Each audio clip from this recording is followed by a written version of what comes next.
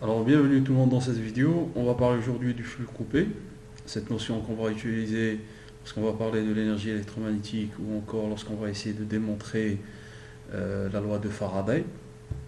Alors pour parler de cette notion, il faut qu'on considère un circuit C.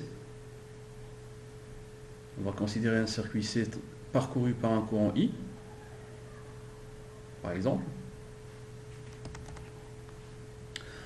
Alors ce circuit se trouve dans un champ magnétique et ce qu'on va faire c'est d'envisager un déplacement de ce circuit d'un instant, d'une position 1 à une position 2, c'est-à-dire à l'instant t il va se retrouver dans la position 1, si vous voulez qu'on l'appelle x1, et à l'instant t plus dt il va se retrouver à une autre position qu'on va appeler x2.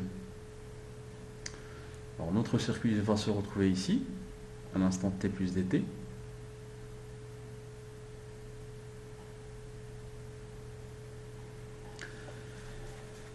Et qu'est-ce qui s'est passé lorsque il s'est déplacé? Il a coupé un volume, d'où le nom du flux coupé. Alors, pour quantifier ou donner une expression de ce flux coupé, il faut qu'on considère un élément D2L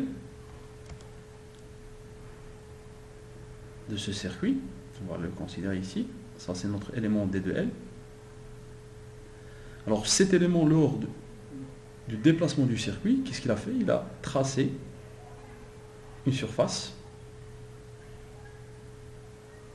que je dessine ici. Alors, le D2L il se retrouve ici. Ça, c'est toujours notre D2L. Ça, c'est notre courant qui va garder le même sens, I. Alors, le déplacement qu'on va considérer, c'était un déplacement infinitésimal que j'appelle D de x.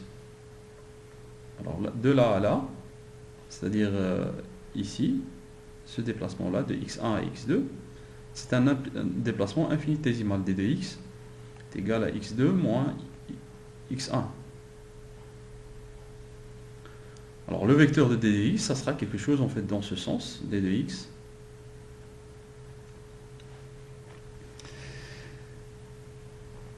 Donc c'est quoi le flux coupé?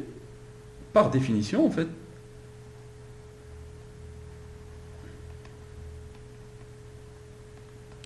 le flux coupé, phi c, c'est égal, c'est le flux du champ magnétique, à travers la surface d de s.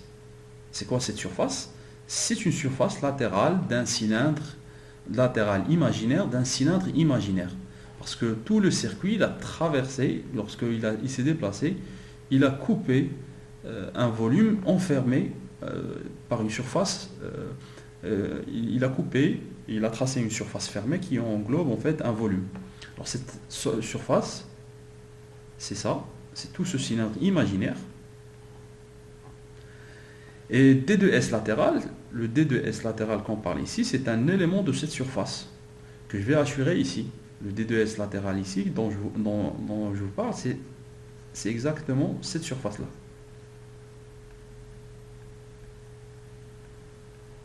Alors pour respecter la convention qui dit que la normale a une surface fermée, il doit être pointé en fait de l'intérieur vers l'extérieur. Alors, cette convention nous impose à choisir un ordre lorsqu'on va écrire D de S, l'expression de D de S en fonction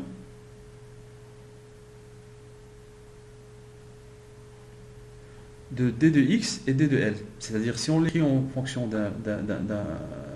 du module, D de L, D de X en module, fois D de L, qui va nous donner la surface, fois, imaginons qu'on a ici un angle qui est différent pi sur 2, ici ça sera sinus θ. Alors, où θ, c'est l'angle entre D de L, ça c'est notre θ.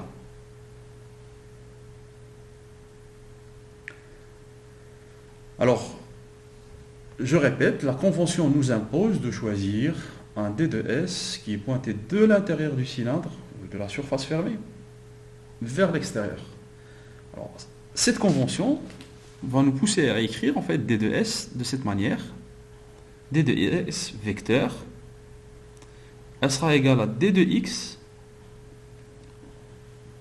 vectoriel D de L. De telle manière que D de X, D de L, D de S est un trièdre direct. Donc, ma surface, si je veux la tracer, la normale à la surface, ça sera quelque chose de sortant si je prends cet élément de surface. Et ça, c'est mon élément de surface D de S.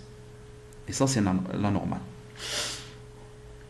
Ok, alors le flux coupé, c'est quoi? Ça revient à calculer en fait le flux du champ magnétique à travers la surface latérale imaginaire du cylindre tracé par le déplacement du circuit d'un instant t à un instant t plus dt. Alors je répète, c'est quoi le flux coupé?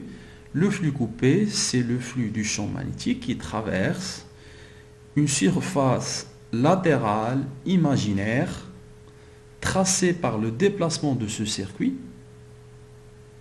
d'un instant t à un instant t plus dt. Donc ce que je vais faire, c'est je remplacer. Donc le flux coupé phi c, c'est égal à l'intégrale de b d de x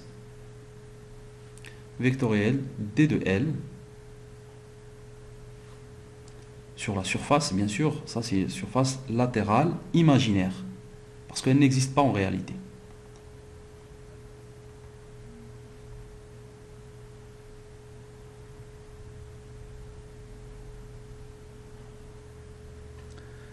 Voilà, c'est quoi la notion du flux coupé. Alors, il faut se rappeler de cette notion parce qu'on va l'utiliser par la suite lorsqu'on va parler de l'énergie électromagnétique et aussi lorsqu'on va essayer de démontrer la loi de Faraday. Merci pour votre attention et à une autre vidéo.